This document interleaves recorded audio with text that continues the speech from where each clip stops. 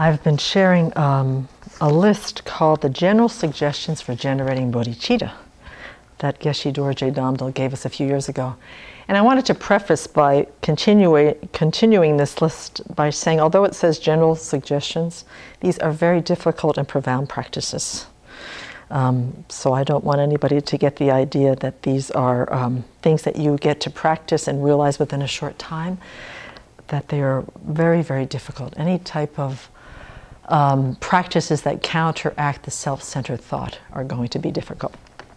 So I would like to go quickly over the first 5 of them, and then we're going to be doing number 6 today. There are 8 total. First one was, anger is the worst of enemies. Combat it in regards to generating bodhicitta.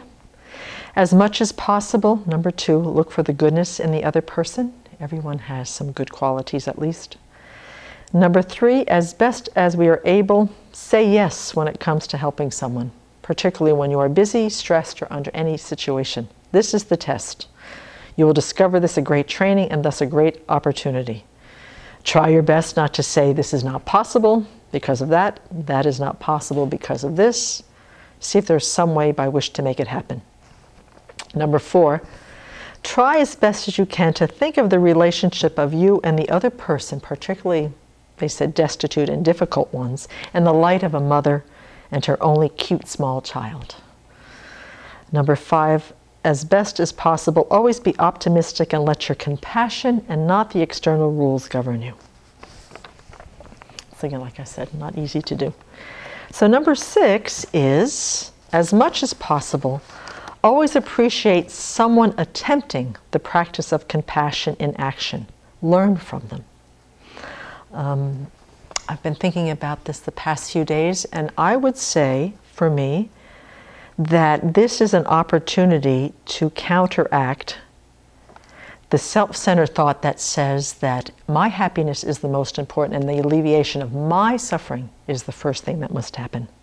It gets us out of ourselves by looking outward into the world and observing the actions of other living beings to see how kindness and compassion arise continually in this world. It also is a very good antidote for me when I'm feeling kind of grumpy and tight and closed down, that when I see somebody helping another living being, there's this kind of tenderness that arises in my heart, this openness, this willingness to have maybe turn a little bit of compassion on myself, and then to rejoice at the fact that someone is being kind and taking care of another being. And I think that it's very important for us to realize that when we're trying to really become aware of the practices of compassion in the world, that they don't have to be those kind that get headline news, the ones that books are written about. See, this is a very compassionate thing that Karuna's doing. She's checking in with me to see that if I'm okay. And she says, okay, she's okay. I can go over here and check with Terry and see if she's okay.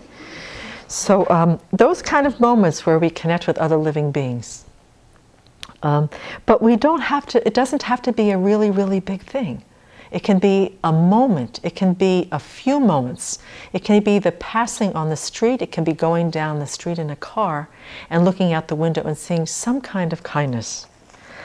The people that are written about in the world, I think we can use them as sources of inspiration, that no matter what's going on in their lives, they never hesitate to extend themselves to care and to be aware of others. And there are moments sometimes when we see someone extending their care, their concern, their humor, their advice, their suggestions, their skills, their talents. And these are the things that are very, very helpful for us to get to understand what compassion, the many forms that it can actually manifest in. And that we will see that by, at least for me, when I see somebody else being kind and being compassionate to others, it really affects my mind and my heart very, very deeply. It puts me outside of myself. It makes me feel that I'm connected to a world that has compassion in it, that has kindness in it.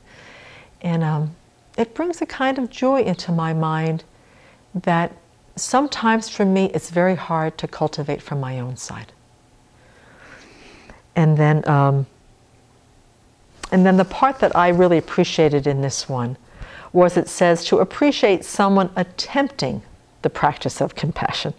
So, you know, who of us hasn't tried to be compassionate to someone and either have gotten somebody say, no, thank you very much, or we've tried very hard and we want to benefit someone, but we haven't been very skillful. We're not quite sure what we're doing, but we really want to do it. Or maybe the compassion comes across, but there isn't a lot of wisdom involved.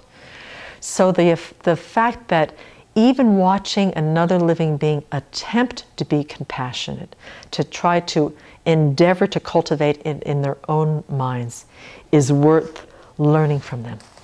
So I think that, I